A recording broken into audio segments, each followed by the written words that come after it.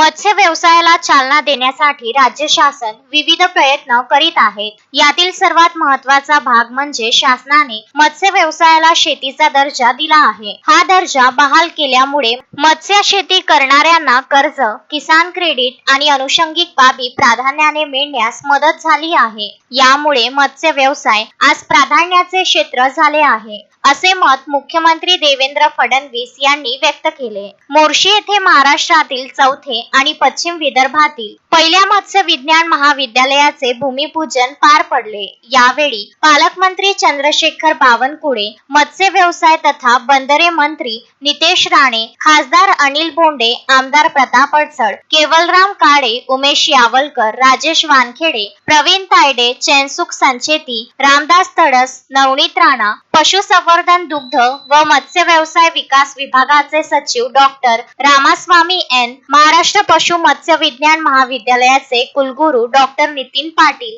विभागीय आयुक्त श्वेता सिंगल, जिल्हाधिकारी आशिष येरेकर, मुख्य कार्यकारी अधिकारी संचिता मोहपात्रा, मनपा आयुक्त सौम्या शर्मा, कार्यकारिणी सदस्य अनुराधा चव्हाण आदी उपस्थित होते। मुख्यमंत्री फडणवीस म्हणाले, राज्यात मत्स्य व्यवसायाला चालना मिळावी यासाठी विविध निर्णय घेण्यात आले आहेत। समुद्रातील मासेमारी व्यवसायावर लक्ष केंद्रित असले तरी आज 40% मत्स्य व्यवसाय गोड्या पाण्यावरील व्यवसायामधून होतो। यात वाढ करण्यासाठी या क्षेत्राला सर्वतोपरी मदत केली जाईल। शासनाच्या मदतीने शेतकऱ्यांनी शेततळ्यांमध्ये शेतीच्या सिंचनासह मत्स्य व्यवसाय सुरू केल्याने त्यांना अडचणीच्या काळात मदत झाली आहे। शेतकऱ्यांना आवश्यक असलेल्या सुविधा नानाजी देशमुख कृषी संजीवनी योजनेतून देण्यात येणार आहे। शासनाच्या या विविध प्रयत्नांनी शेतीमध्ये परिवर्तन व्हावे यासाठी प्रयत्न करण्यात येतील। शेतकऱ्यांना दिवसा 12 तास वीज उपलब्ध व्हावी यासाठी मुख्यमंत्री सौर कृषी योजना राबविण्यात येत आहे।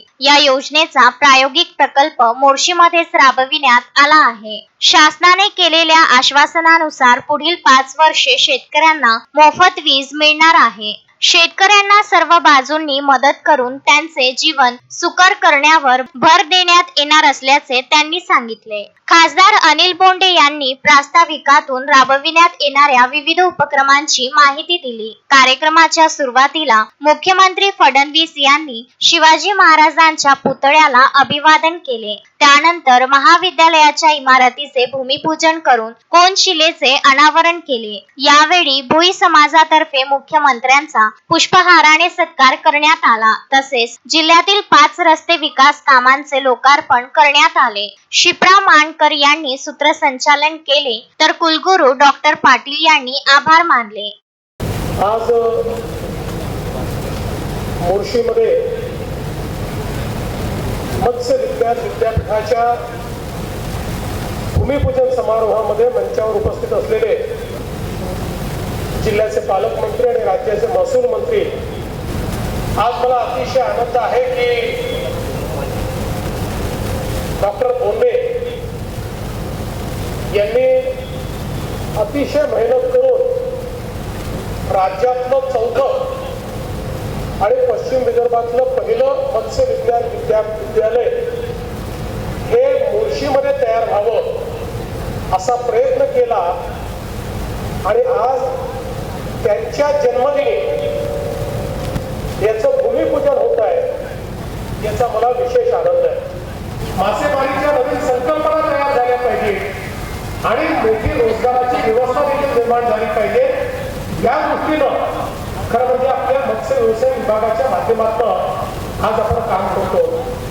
आपण बघा, मागच्या काळामध्ये मोठ्या प्रमाणात आपण शेततळी केली।